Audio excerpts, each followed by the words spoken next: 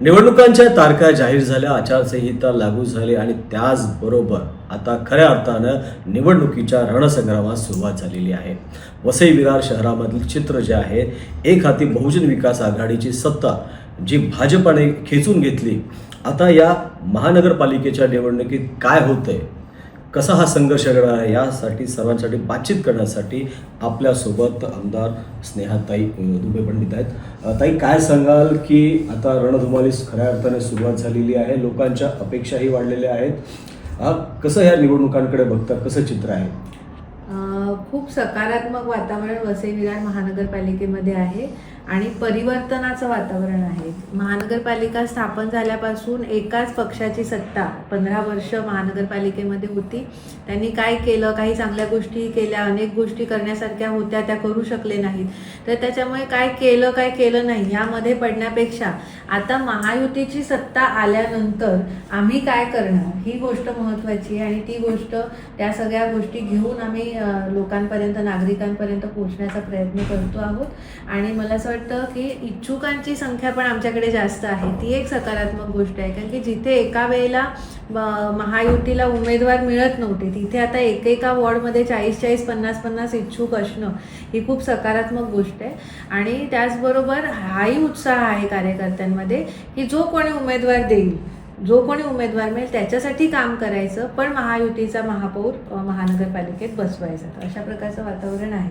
या महायुतीचं समीकरण कसं असणार आहे? या ठिकाणी महानगरपालिकेमध्ये महायुती होईल का? शिवसेना, राष्ट्रवादी काँग्रेस आणि भाजपा हे एकत्र येतील का? काय बोलणे चालू आहे वरिष्ठ लेवलवर? काय महायुती करण्याचे संकेत आम्हाला मिळालेले आहेत आणि त्या दृष्टीने आमची चर्चा सुरू आहे.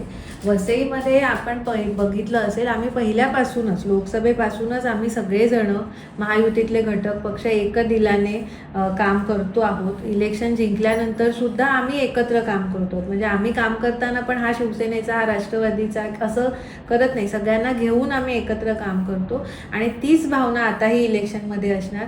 महायुतीचा महापौर बसणं महत्त्वाचं आहे आणि ज्यांनी विधानसभेमध्ये, ज्यांनी लोकसभेमध्ये आमच्या विजयामध्ये योगदान दिलं त्यांना सुद्धा आता न्याय मिळण्याची ही वेळ आहे. त्याच्यामुळे त्यांना सुद्धा संधी नक्कीच दिली जाईल. पण मोठ्या प्रमाणात पक्षप्रवेश झालेले आहेत. अनेक दुसऱ्या पक्षातील जे पदाधिकारी आहेत, माजी नगरसेवक आहेत, या BJPकडे आलेले आहेत आणि एकीकडं तर महायुतीचं समीकरण होणार आहे. मग कसं काय हे जुळणार आहे? कसं? कारण की जे आता साधारण गोष्ट आहे, जुने पण कार्यकर्ते आहेत, ते पण इच्छुक आहेत. मग हे आता रणसंग्रामामध्ये कसं होणार? बंडाळी तर होऊ शकते का काय? भारतीय जनता पार्टीचा प्रत्येक कार्यकर्ता हा उमेदवाराच्या चेहऱ्यासाठी काम करत नाही, तर तो कमळासाठी काम करतो.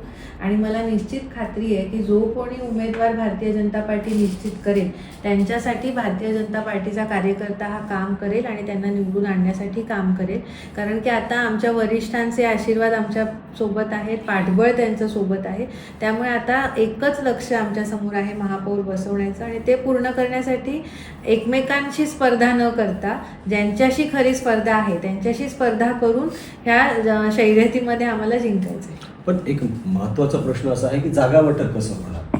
कारण की सगळ्यात मोठा भाऊ जो आहे हा नक्कीच BJP आहे, त्यानंतर शिवसेना आहे, त्यानंतर राष्ट्रवादी आहे. मग हे कसं समीकरण जुळणार? त्याच्यासाठी काय वरिष्ठ लेवलवर बातचीत चालू आहे का? बघा, घरामध्ये, कुटुंबामध्ये भाऊ जरी असले, 3-4 भाऊ असले, प्रत्येक भावाचं महत्त्व तेवढंच असतं. कोणीतरी एकाने ती जबाबदारी कुटुंबाची घ्यावी लागते आणि ती जबाबदारी मला असं वाटतं की आपण संयुक्तरित्या सुद्धा घेऊ शकतो आणि कुटुंब चालवू शकतो. त्यामुळे मला असं वाटतं इथे आमच्या सगळ्यांची जबाबदारी समान आहे. कारण की आणि तशाच प्रकारे जागा वाटप होणार आहे. तर आपण तिथे बोईसरमध्ये विलास तरेजी आहेत, वसईमध्ये मी आहे, राजनप्पा आहेत नालासोपाऱ्यामध्ये. तर आम्ही सगळेजण एकत्र बसून सगळ्या प्रत्येक पक्षाला तिथे न्याय दिला जाईल अशा प्रकारे न्याय महापौर नक्की कुणाचा बसेल? काय आधी आपली, मला असं वाटतं एक स्टेप बाय स्टेप गेलेलं चांगलं आहे. आता सध्या आमच्यासमोर महानगरपालिकेच्या निवडणुका आहेत, त्यामध्ये मॅक्झिमम सीट, मेजॉरिटी सीट आणणं हे गरजेचं आहे. त्यासाठी आम्ही काम करतो आहोत आणि त्या जिंकल्यानंतर, त्याच मेजॉरिटी आल्यानंतर आपण ठरवू की महापौर कोणाचा बसेल. एक हाती 35 वर्ष सत्ता असलेल्या बहुजन विकास आघाडीला आता जरूरत लागते काँग्रेसची.